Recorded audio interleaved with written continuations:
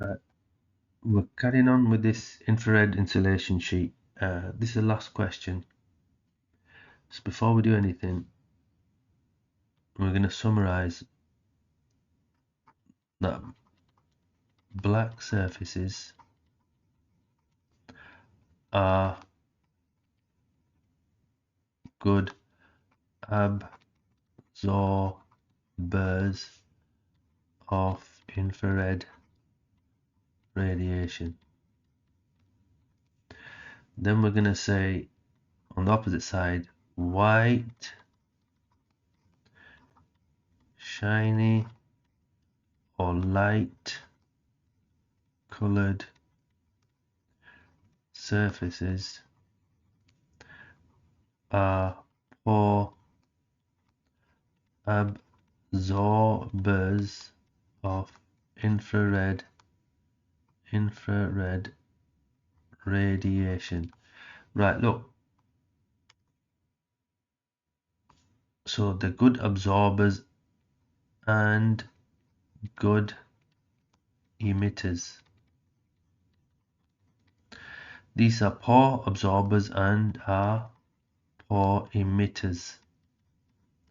So you've got to look at it from both ways. Depends on what context or what the question is asking, yeah? Right. We know trapped. No. Let's say it this way. We know air is a poor conductor of infrared radiation. Why? Because the particles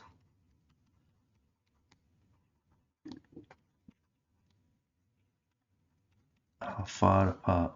Right.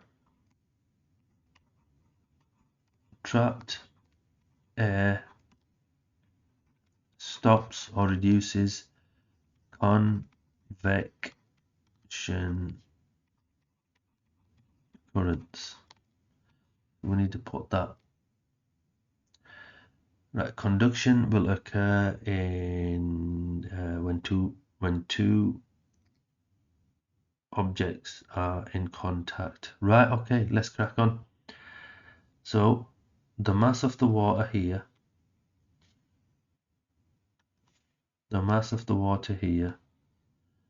is that the thermal energy released by the dog is 75 watts. Specific heat capacity of that is 4,000 of water in here is 4,200, and the initial temperature is 16 degrees Celsius. Right. Right, we're not interested in question one. Yeah, that was more of a energy calculation, but I wanted this part of the question to come in. Discuss why conduction is the main way the thermal energy is transferred.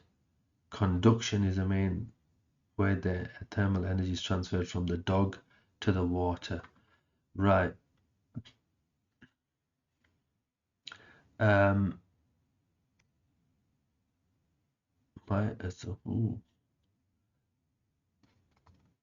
Right, so the water is 16 degrees. So let's assume the dog has got a body temperature of 37 degrees. So there's 37 degrees versus 16 degrees. So you're going to get conduction. They are in contact.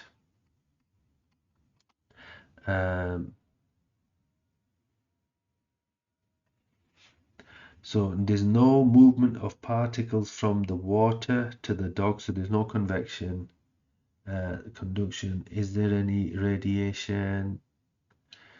Right, there's not much radiation because there's not enough of a difference between the dog and the water for much radiation to occur. So not normally, do you know when you've got a radiator on the wall like this and you put your hand here, you can feel the energy because there's a big enough temperature difference between them two for you to feel it. If there isn't much, then you won't. But right, it's a 3 marker. There's not much in it. So we now need to write that down. So first of all, what they've said is the dog and water are at different temperatures, so conduction will occur. So you'll get energy from the dog to the water. Right. Why will that occur? Because the dog and water via the bag are in physical contact. Right. Because there is no movement of particles from the dog to the water. Because there is no movement of particles from the dog to the water, no convection occurs.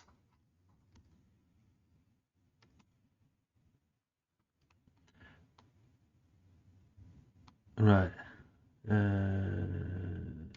Good. Right. So now let's continue this. Both, I've done it again. Both the dog and bag are solid. Convection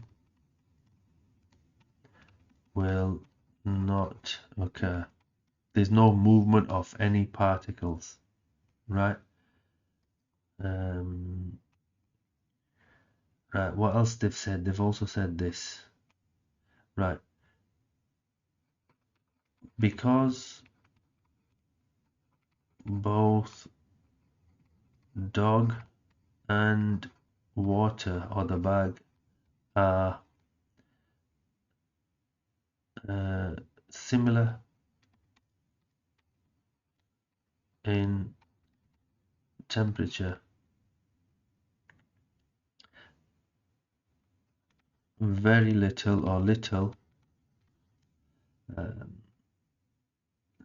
what radiation will occur. Okay.